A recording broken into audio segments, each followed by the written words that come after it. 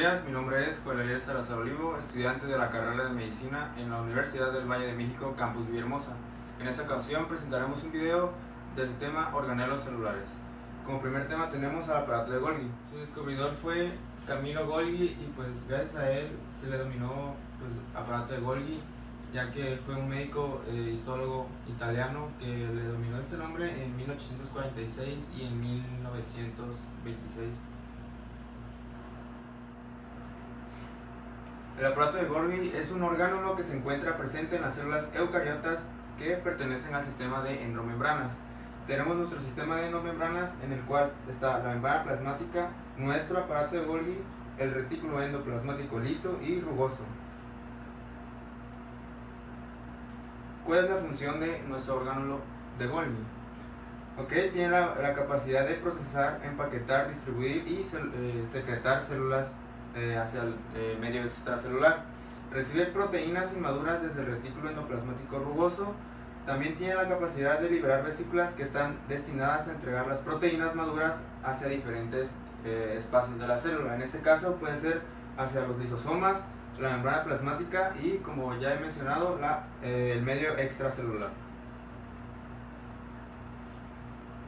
¿Cómo está estructurado el aparato de Golgi? Está compuesto de sacos de membrana de forma discoidal y está localizado cerca del núcleo celular. Está formado por una o más series de cisternas ligeramente curvas y aplanadas, limitadas por membranas. Más adelante explicaré cuáles son estas cisternas ligeramente discoidales. A este conjunto se le conoce como apilamiento de Golgi o dictiosoma. Las proteínas que van ingresando al aparato de Golgi son transportadas a lo largo de una serie de cisternas, las cuales las enzimas actúan para estas que sean modificadas y procesadas. En este proceso las proteínas reciben un fragmento de glúcidos o de lípidos, con lo cual se producen las glicoproteínas, las glucoproteínas y los lipoproteínas. Posteriormente las proteínas serán empaquetadas y secretadas en membranas para formar tipos de vesículas. Estas son vesículas secretoras que llevan las proteínas al exterior de la célula para ser liberadas en el medio extracelular. Vesículas de almacenamiento o lisosomas, donde las proteínas permanecen en el citoplasma de la célula hasta el momento de ser exportadas. Pasamos a las cisternas que conforman el aparato de Golgi. Estas son tres: la cisterna cis, que se encuentra proximal al retículo endoplasmático rugoso, y en él recibe las vesículas de transición que contienen las proteínas que serán transformadas. Las cisternas intermedias son aquellas que se encuentran en la zona intermedia del aparato de Golgi, entre la cisterna cis y en la cisterna trans. La cisterna trans es aquella que se encuentra direccionada hacia la membrana plasmática, tiene dirección hacia la membrana plasmática porque por esta cisterna van a ser excretadas las células. Es aquí donde las vesículas de transporte salen para actuar en distintos lugares del organismo. Como podemos ver en la imagen, esta es la estructura de nuestro aparato de Golgi. Entran las vesículas de transporte por la cisterna cis, son procesadas por la cisterna intermedia y finalmente por la cisterna trans van siendo secretadas las vesículas al medio extracelular, o también estas vesículas pueden pertenecer a lo que es nuestra membrana celular. Esas células excretoras pueden estar presentes en sustancias como lo que es el páncreas, la hipófisis, la tiroides, las células que están en nuestro intestino para generar lo que es la mucosa intestinal. También es responsable de una de las partes de la formación de las láminas medias, las paredes celulares en las células vegetales. La producción de los lisosomas, estos son orgánulas que reciclan materiales de la propia célula, y la formación del acrosoma de espermatozoides, la cabeza del espermatozoide, que contiene enzimas para digerir y facilitar la entrada en el huevo. Barrera hematoencefálica. La barrera hematoencefálica es una estructura compleja que está compuesta por células endoteliales de red capilar, esencialmente por el sistema nervioso central. Los endotelios capilares celulares, estos se caracterizan porque cada borde de la célula está internamente unido adyacentemente a la célula, y esto es lo que permite que la célula, que las paredes internas sean impermeables. En todos los mamíferos, la barrera hematoencefálica restringe y regula el acceso al parénquima nervioso y algunas sustancias que van en la sangre que quieren llegar al sistema nervioso. Una de las características de la barrera hematoencefálica es como una de las que mencionamos anteriormente, que esta es la que evita que cualquier sustancia entre al sistema nervioso central. Pues esta barrera es la que evita que sustancias o moléculas liposolubles o de proteínas entren a ese sistema, ya que esto nos podría causar mucho daño a nosotros a nivel del sistema nervioso. Una de las células más importantes en el sistema nervioso central son los astrocitos, ya que estos se encuentran en el sistema nervioso central y, para ser más específicos, en el encéfalo y la médula espinal. Sus características o sus funciones son crear la barrera hematoencefálica y la síntesis de neuronas. Una de las funciones implícitas de la barrera hematoencefálica es la protección al cerebro y el transporte selectivo de red capilar al parénquima cerebral. Esos transportes que se hacen a la barrera hematoencefálica hay diferentes tipos, como está la transitosis media por receptores y difusión membranales y transportadores. Las sustancias tienen dos vías de acceso al sistema nervioso central. Una de estas es por el líquido intersticial cerebral, por circulación o por difusión simple. Además que hay células endosadas en la barrera hematoencefálica que herméticamente van cerrando los huecos para que los líquidos no vayan entrando. Es por eso que existe una membrana celular en la barrera hematoencefálica. Los capilares de otros tejidos están en estrecho contacto con otras células, pero los capilares del sistema nervioso central, la disposición de las células gliales, crean un revestimiento que impide el paso a estas. Las características para que algunas sustancias puedan atravesar la barrera hematoencefálica tienen que ser muchas, pero las principales son que tienen que tener poco peso molecular, tienen que ser menores a 600 Dalton, tienen que tener mucha afinidad con el agua y aparte tienen que ser lípidos membranales y proteínas membranales. Barrera placentaria. La placenta es un organismo que se desarrolla específicamente en los mamíferos hembra y que consiste en una masa esponjosa que está adherida al útero. La función de esta es el intercambio de oxígeno y nutrientes entre el embrión y la madre. Al momento de la fecundación, la placenta aparece y estará ahí durante 9 meses y crecerá dependiendo las dimensiones del bebé. Este se puede desarrollar gracias a las células de los espermatozoides y a la de los óvulos. La placenta es la responsable de transmitir nutrientes, hormonas y oxígeno al bebé, además que también elimina los desechos de la placenta.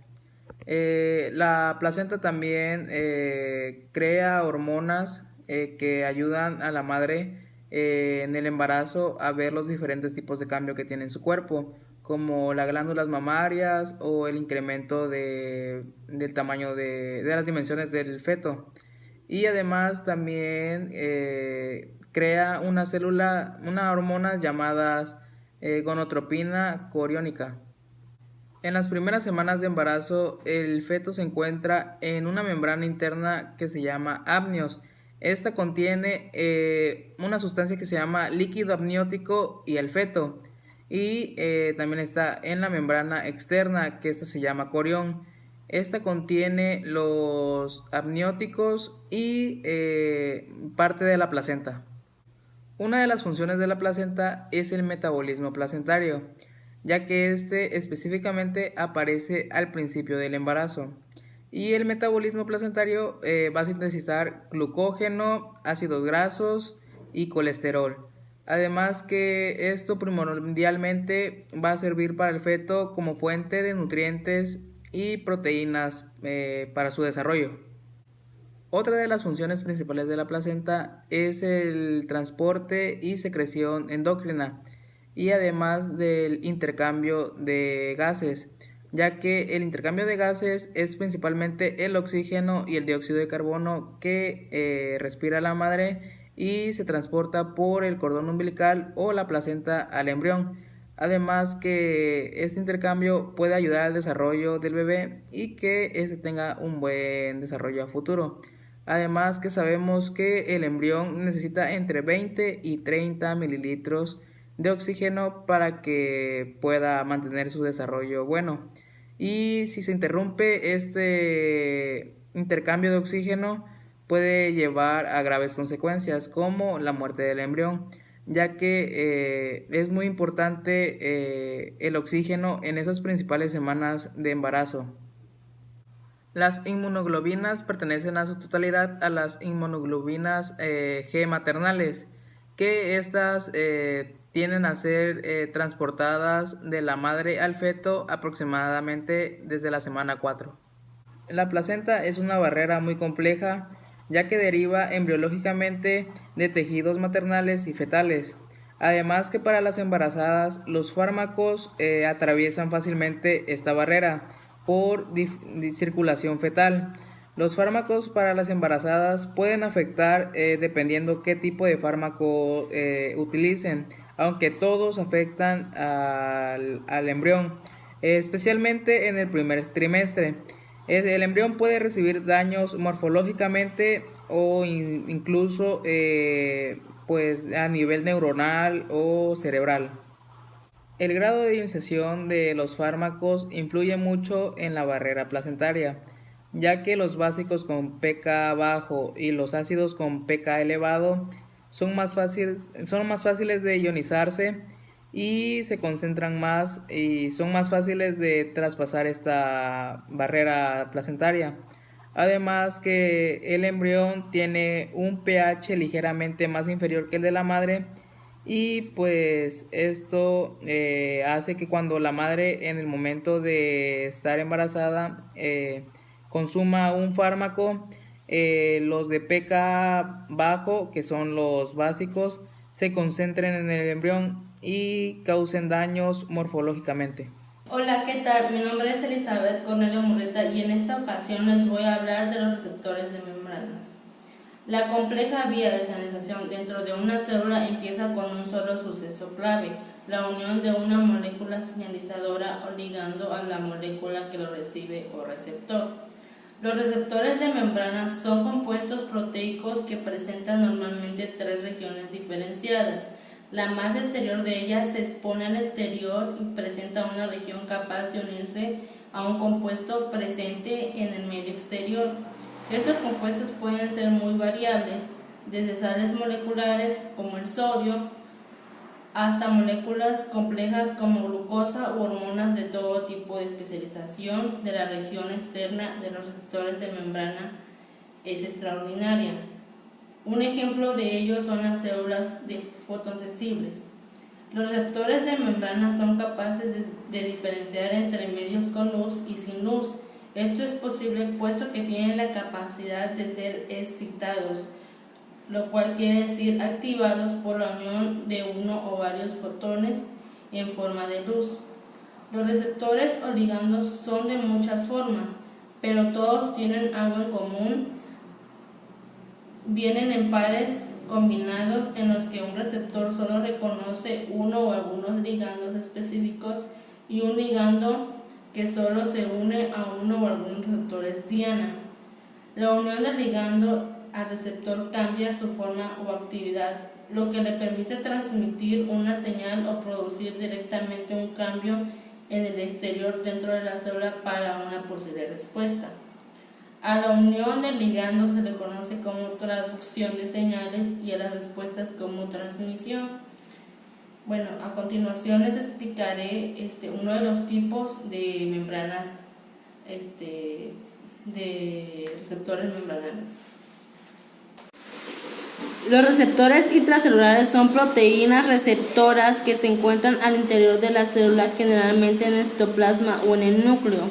En la mayoría de los casos, los ligandos de los receptores intracelulares son moléculas pequeñas hidrofóbicas que odian el agua, ya que deben poder cruzar la membrana plasmática para alcanzar a sus receptores.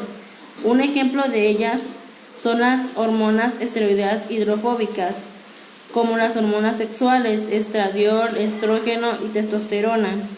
Cuando una hormona entra a una célula y se une a su receptor, hace que éste cambie de forma, lo que permite que el complejo receptor-hormona entre al núcleo, si no se encontraba ya ahí, y regule la actividad génica. La unión de la hormona expone regiones de receptor que pueden unirse a secuencias específicas del ADN.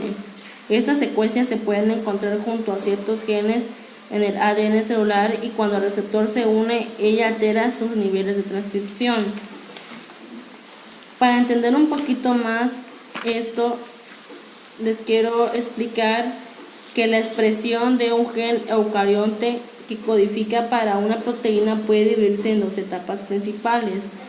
La primera es la transcripción, que es la que une la secuencia de ADN de un gen que copia en una molécula de ARN. La molécula de ARN sufre modificaciones en el núcleo para producir un ARN mensajero o ARN maduro.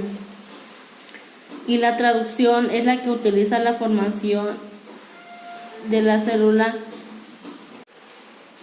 Los receptores de superficie celular son proteínas ancladas a la membrana que se unen al ligando en la parte exterior de la célula. En este tipo de señalización, el ligando no necesita cruzar la membrana plasmática. De este modo, muchos tipos de moléculas, incluyendo las grandes moléculas hidrofóbicas que aman el agua, pueden actuar como ligandos. Un receptor de superficie celular típico tiene tres diferentes dominios o regiones proteicas. Un dominio extracelular fuera de la célula que se puede unir al ligando, un dominio hidrofóbico que se extiende a través de la membrana y un dominio intracelular que es dentro de la célula, pues transmite la señal, el tamaño y la estructura de estas regiones. Puede variar mucho de acuerdo al tipo de receptor y la región hidrofóbica, que consta de varios tramos de aminoácidos que entrecruzan la membrana. El GPCR con 7 dominios transmembrana, el extremo N-terminal está fuera de la célula y el extremo C-terminal está dentro. Existen muchos tipos de receptores de superficie celular, pero aquí solo veremos 3 tipos comunes: canales de iones activados por ligandos, receptores acoplados por proteínas G y receptores tirosina quinasa. Hola, mi nombre es Andrés Manuel Pantoja Graniel y hoy yo voy a explicarles el tema de citoesqueleto. El citoesqueleto es una estructura celular compuesta por filamentos, se encuentra dispersa por el citoplasma y su función es principalmente el sostén para mantener la arquitectura y forma celular. Estructuralmente se compone de 3 tipos de fibras, clasificadas de acuerdo a su tamaño. Estas son las fibras de actina, los filamentos intermedios y los microtúbulos. Cada uno le otorga una propiedad específica a la red. El interior celular es un ambiente donde ocurren desplazamientos y tránsitos de materiales. El citoesqueleto media estos movimientos intracelulares. Bueno, ahora les explicaré las funciones del citoesqueleto. Como su nombre lo indica, la función importante del citoesqueleto es proporcionar estabilidad y forma a la célula.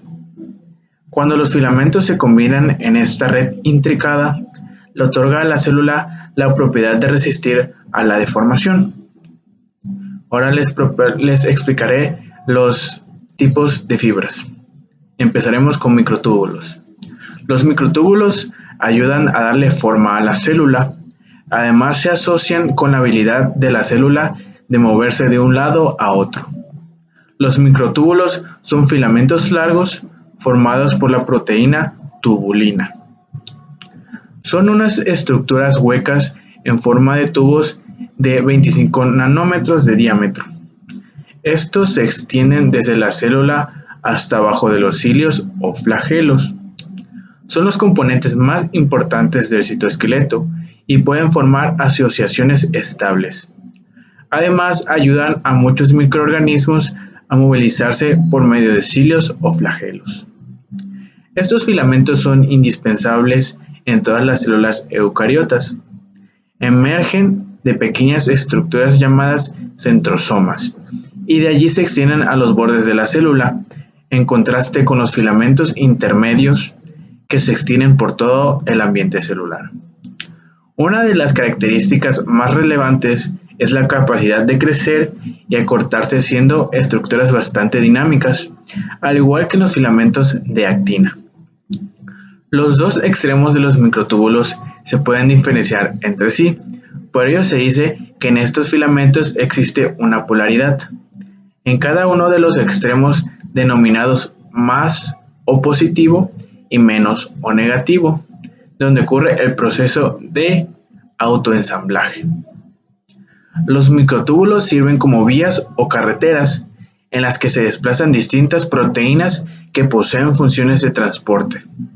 Estas proteínas se clasifican en dos familias, las quinesinas y las dineínas.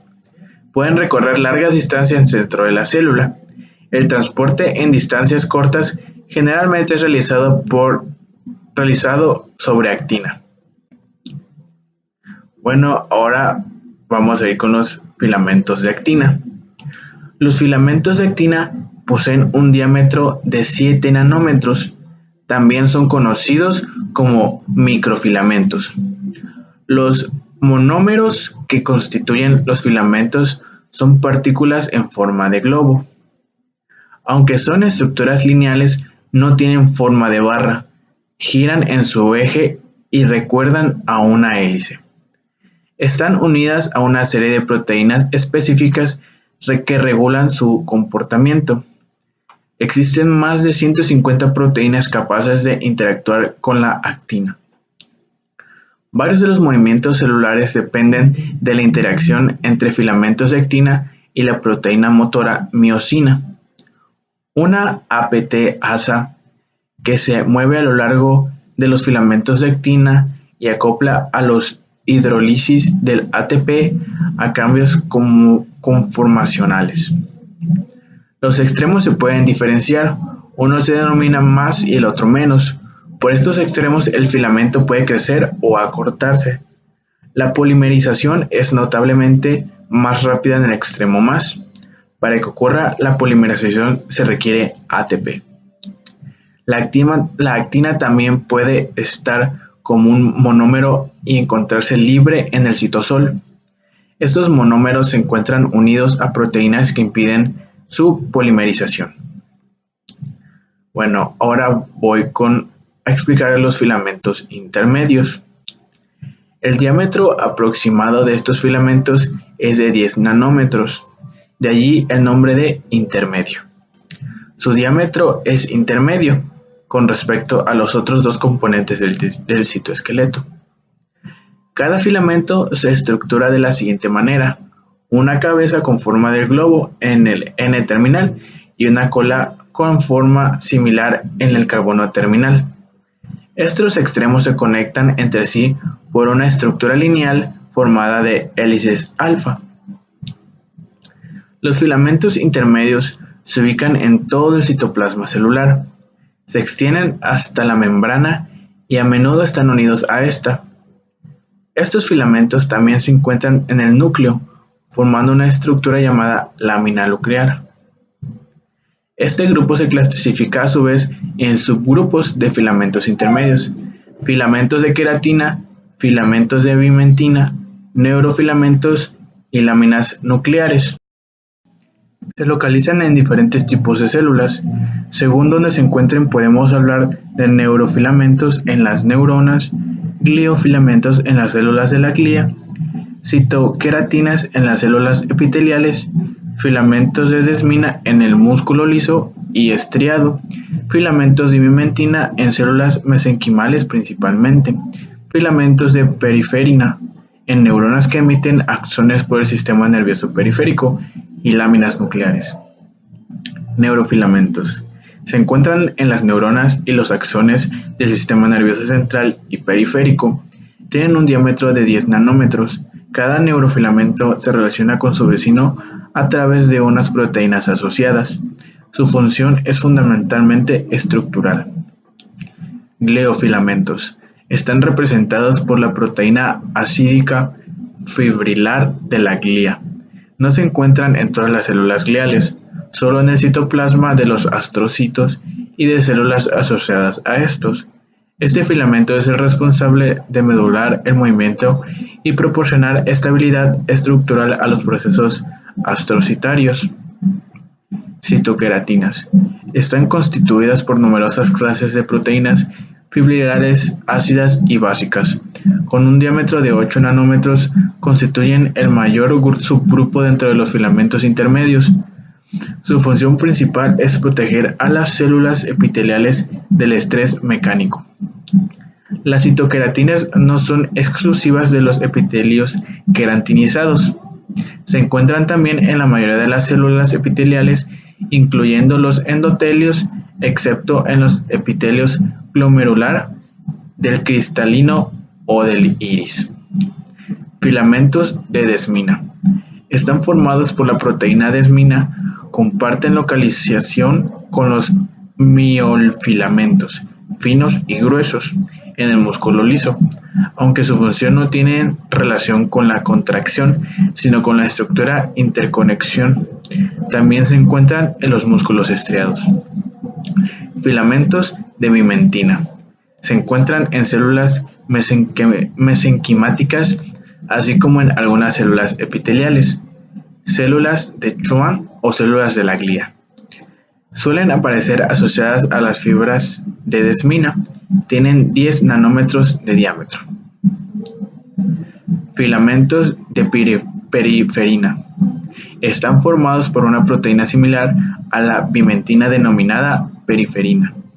Se encuentran en las neuronas cuyos axones se extienden más allá del sistema nervioso central, como las de ganglios raquídeos, simpáticos y parasimpáticos, es decir, en el sistema nervioso periférico. Y por último, las láminas nucleares. Están constituidas por 3 tipos de polipéptidos, dando lugar a las láminas A, B y C. Forman dímeros de la laminina que se juntan a su vez para dar lugar a redes, a diferenciar del resto de filamentos intermedios. Las láminas se disponen en forma de malla, mientras que los otros lo hacen en configuración de haz. Son importantes en la organización nuclear de la célula. Pues eso sería todo sobre el tema de orgánulos celulares. Muchas gracias por su atención y tengan un excelente día o una excelente noche. Gracias.